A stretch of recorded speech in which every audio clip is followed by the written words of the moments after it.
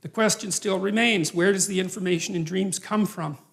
And I think where it comes from is that we watch the patterns that everyone acts out.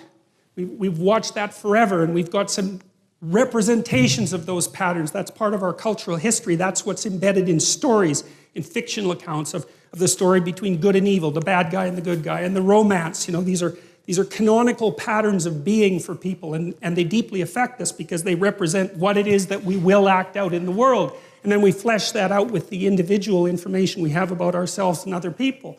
And so it's like there's waves of behavioral patterns that manifest themselves in the crowd across time. The great dramas are played on the crowd across time. And the artists watch that, and they get intimations of what that is, and they write it down and they tell us, and then we're a little clearer about what we're up to. You know, like a great dramatist like Shakespeare, let's say, we know that what he wrote is fiction, and then we say, well, fiction isn't true. But then you think, well, wait a minute, maybe it's true like numbers are true. You know, numbers are an abstraction from the underlying reality, but no one in their right mind would really think numbers aren't true. You could even make a case that the numbers are more real than the things that they represent, right? Because the abstraction is so insanely powerful. Once you have mathematics, you're just deadly. You can move the world with mathematics. And so it's not obvious that the abstraction is less real than the more concrete reality.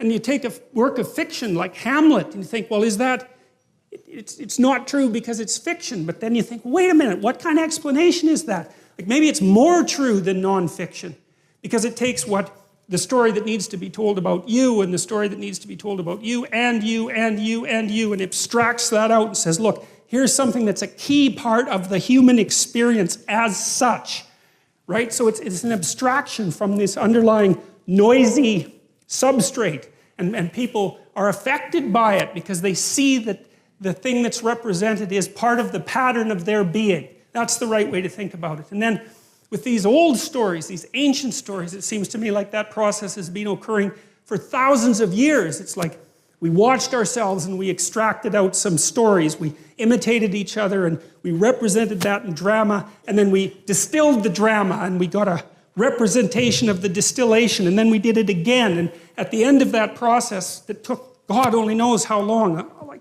I think some of these stories, they've traced fairy tales back 10,000 years, some fairy tales, in relatively unchanged form. And it certainly seems to me that the archaeological evidence, for example, suggests that the really old stories that the Bible begins with are at least that old and likely embedded in a prehistory that's far older than that. And you might think, well, how can you be so sure? And the answer to that in part is that cultures that don't change, like the ancient cultures, right? They didn't change as fast as us. They stay the same. That's the answer. So they keep their information moving generation to generation. That's how they stay the same. And so we know, again, in the archaeological record, there are records of rituals that have remained relatively unbroken for up to 20,000 years. It was discovered in caves in Japan that were set up for a particular kind of bear worship that was also characteristic of Western Europe. So these things can last for very long periods of time. We're watching each other act in the world. And then the question is, well, how long have we been watching each other? And the answer to that, in some sense, is, well, as long as there's been creatures with nervous systems.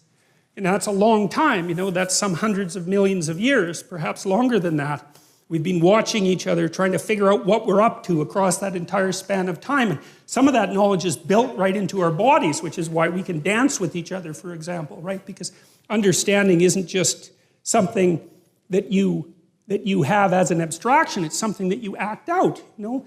That's what children are doing when they're learning to rough and tumble play, is they're learning to integrate their body with the body of someone else in a harmonious way, learning to cooperate and compete, and that's all instantiated right into their body. It's not abstract knowledge. They don't know that they're doing that. They're just doing it. And so we can even use our body as a representational platform. So we've been studying each other for a long time, abstracting out what is it that we're up to. And that's what is it we're up to? What should we be up to? That's even a more fundamental question.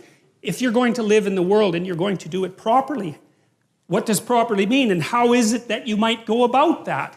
Well, it's the right question, right? It's what everyone wants to know. How do you live in the world? Not what is the world made of. It's not the same question. How do you live in the world? It's the eternal question of human beings. And I guess we're the only species that has ever really asked that question, because all the other animals, they just go and do whatever they do. Not us. It's a question for us. We have to become aware of it. We have to be able to speak it. God only knows why. But that seems to be the situation. So, we act. That acting is shaped by the world. That acting is shaped by society into something that we don't understand, but that we can model. That we can model. We model it in our stories. We model it with our bodies. And that's where the dream gets its information. The dream is part of the process that's watching everything and then trying to formulate it and trying to say, well, trying to get the signal out from the noise and to portray it in dramatic form, because a dream is a little drama. And then you get the chance to talk about what that dream is. And then you have something like articulated knowledge at that point. And so the Bible, I would say, it exists in that space that's half into the dream and half into articulated knowledge. It's something like that. And going into it to find out what the stories are about can aid our self-understanding. And then the other issue is that if Nietzsche was correct, and if Dostoevsky or Jung was correct, and Dostoevsky as well, without the cornerstone that understanding provides, we're lost. And that's not good, because then we're susceptible to psychic pathology. That's psychological pathology.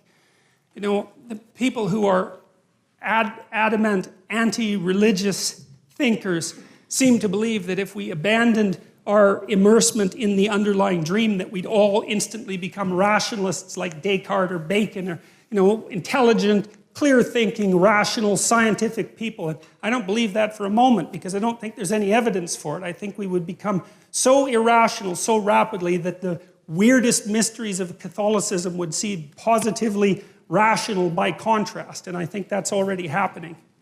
So